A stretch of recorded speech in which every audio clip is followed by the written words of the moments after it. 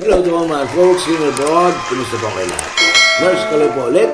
At ito ang aking ihandog sa inyong video ngayon na sana'y kapupulutan nyo ng isang magandang aral. Sa ating pamagat ay may tinatawag na karma. At meron po akong sasabihin sa inyo kung paano nyo malalaman ang isang tao ay tunay niyong kaibigan o isang fake na kaibigan. Panoorin po ang ating video. Umpisan po natin sa isang quote na sinyer ng aking classmate nung high school na si Mr. Johnny Salazar. Shout out sa iyo, pare. Maraming salamat sa pag-share ng quote na to.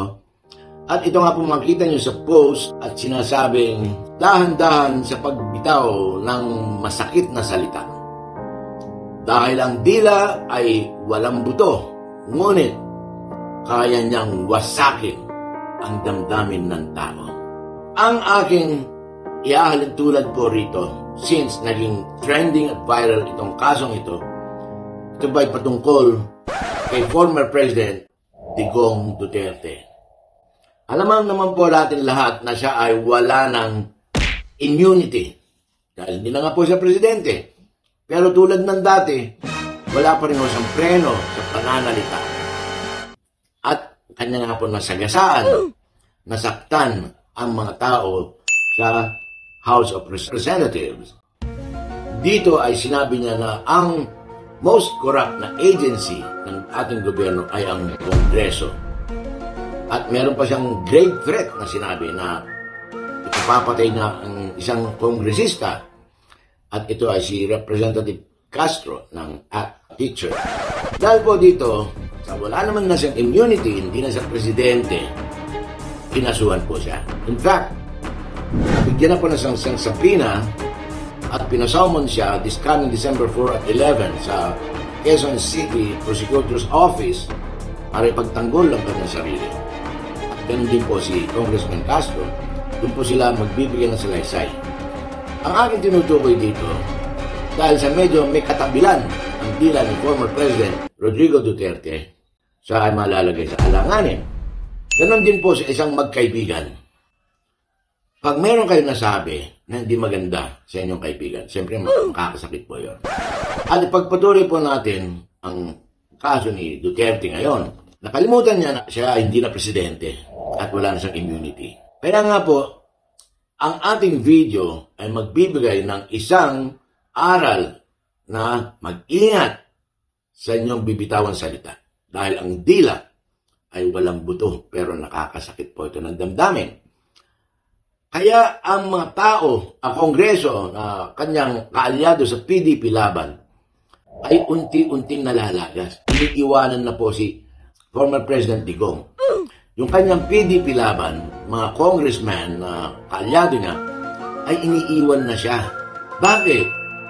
Sila ay naglilipatan ngayon sa partido ni Bongbong na politikong federal at yung partido ni Romualdez na Lakas CMD. Si Romualdez po yung House Speaker. Kasi, ang sabi ng mga kongresista, sinira ni former President Digong ang kanilang dignidad sa Congress dahil sinabihan niya silang kurapot.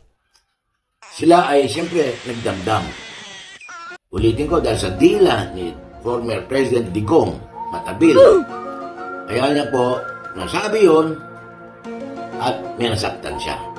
Kaya po naglilipatan ang kanyang mga kaalyado sa PDP laban, lumipat na sa partido ni Bongbong at ni Romualdez. Kaya malamang, sabi nga ni Congressman Johnny Pimentel, siya po ay Vice Chairman ng PDP laban, ang Chairman po ay si Duterte. Malamang, pati siya ay lilipat na rin, aalis na rin sa partido ni Duterte na bilang Chairman. At malamang 4 o 5 na lang matitira sa Kongreso under the flagship of PDP laban. Yun po ang dahilan kung bakit naglilipatan ang mga congressman sa ibang partido at iniiwan na si Duterte dahil sa katabilan ng kanyang dila. Nahalin tulad ko yan sa isang kaibigan. Pag nagsalita ka ng hindi maganda at nasaktan mo isang kaibigan, may dahilan sila para ikaw ay iwan. Ngunit, subalit, datapwat, sa Kongreso ngayon, meron pong isang dahilan kung bakit iniiwan ang dating Pangulo si Duterte. Panoorin niyo po. Tulad na sabi ko, 2 dahilan yan kung bakit siya iiwan ng kanyang kaalyado o ng kanyang mga kaibigan. Dahil po, meron po tayong quote na ipapakita na naman po sa inyo. At ang sinasabi ay, hindi lahat ng mga taong malapit sa iyo ay kakampi mo. Yung iba, pakitang tao lamang. Kunwari concern sa iyo, pero palihim kang sisiraan sa ibang tao. Kaugnay po nito, meron pa rin po tayong isang quote na dapat niyong pakatandaan. Mamahalin ka hanggat may pakinabang ka. Ito po ay si President. Siyempre, hindi na Presidente si Digong. Kaya yung mga congressman, posible, kaya siya iniiwan dahil wala na silang pakinabang sa kanya, di ba? Sa Philippine politics, alam naman po natin, karamihan siya ay balimbing. Kaya nga po, sa ating pamagat ng video ito, ay ang karma. Tandaan nyo, may karma. Ito ay parang isang pelikula. Kung hindi ngayon showing, may coming soon. Kaya kayo ingat-ingat sa pagtatraydor sa inyong mga kaibigan. Yun lang po at maraming salamat. Sana nakapagdulot tayo ng isang aral sa ating video. Para sa inyo lahat. Magandang araw.